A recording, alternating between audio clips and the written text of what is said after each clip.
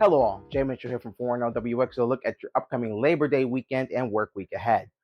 Pretty solid week for our standards, especially after what happened last weekend with the heat and humidity. Yes, Wednesday was a little bit of an anomaly. We reached 89 at BWI. However, pretty solid for our standards. Just take a look at Thursday as an example of that. Just feast your eyes on that. 83, 67 averages are 85 and 64 respectively. So pretty solid day if you ask me.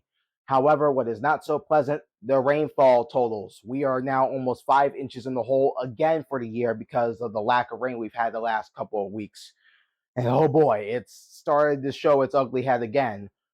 August, we're going to be below average because the rainfall in the second half of the month has been absolutely abysmal. And keep in mind, we were above average for the first 20 to 25 days, which is pretty impressive within itself. However, with that said, things took a quick turn and for the worse. Southern Washington County, if you can see a little bit of a difference there, it's a little bit worse in terms of the drought monitor, but thankfully no notable differences to report in a negative manner. Take a look at this. We picked up 3.56 inches through the first 20 days at BWI for the month of August. Since the start of last week, however, we've only picked up 17 hundredths. If there's one silver lining, we will be above average for summer after an abysmal spring. However, it is disappointing to see the summer end on that note, especially with the progress we were making in terms of cutting into that deficit. And safe to say, we do need more rain. Highs compared to averages for the month of August, about as even as you can even get it. 15, 15, and 1, the spread there. Thursday was the day that really evened it out for a lot of locations. Look at this. 50s and 60s to start of the day, near 70 in urban areas and by the water. But temperatures weren't all that bad. 60s out in the higher elevations, upper 70s to low, even some mid 80s in a couple locations. But in all, a pretty solid day for what it was worth. And I hope you enjoyed it because Sunday and beyond doesn't look all too pleasant. It will really pick up in terms of heat and humidity, especially as we head into Labor Day. So keep that in mind. Idalia is going to miss us. The cold fronts that we're moving through earlier in the middle portions of the week, that will keep it away. However, that may curve back towards New England for late next week. Mid to late next week, that's probably the timing, but that's pretty interesting to watch for itself if you have any plans going up that way for mid to late next week by any chance, or if you have family members that way. The remnants of Idalia as a post-tropical system could impact them. Let's discuss that real quickly here. As you will see here with the Euro, there's Idalia moving away. The cold front passes through, the ridge of high pressure really sets in. And I tell you what, there is nothing on this map because of that high pressure. That ridge of high pressure is just not going to let anything through, at least until the mid to late week. And that's being optimistic at that. Yes, there may be a chance later in the weekend for storms, but that's really limited. And you might have saw Idalia curve back towards New England, up towards the Boston area, Providence, Portland, Maine. That may be a problem for them next week. Here's a GFS. This might have been a run that was a little bit delayed, but it has Idalia moving away.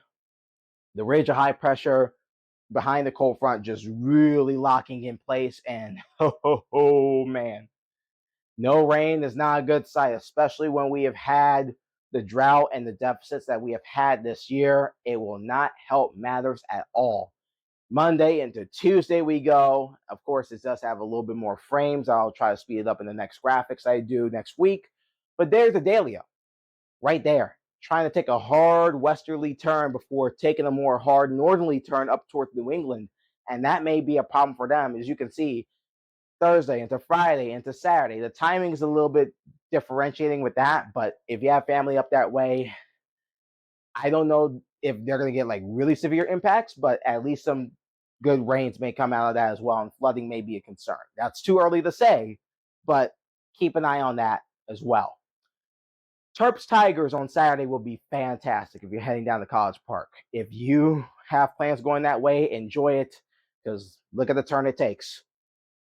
Yeah, not so pretty. Weather aware days, Monday, Tuesday, and you can honestly even say Wednesday as well because of the high heat and humidity that will be in place.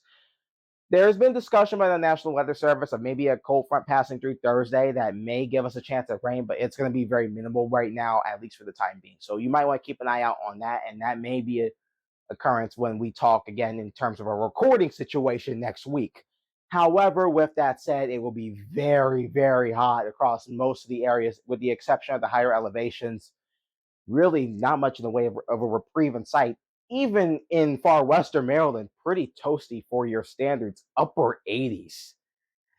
Take that for what it is, but my goodness, Eastern Shore, same deal. And Delmarva, you get the point. It's just going to be hot. Take it easy on yourselves. Drink plenty of water, fluids. Limit alcohol consumption that can dehydrate you quickly. Be safe. Have a great weekend. Hope to see you this time next week. I'm Jay Mitchell from 4 WX.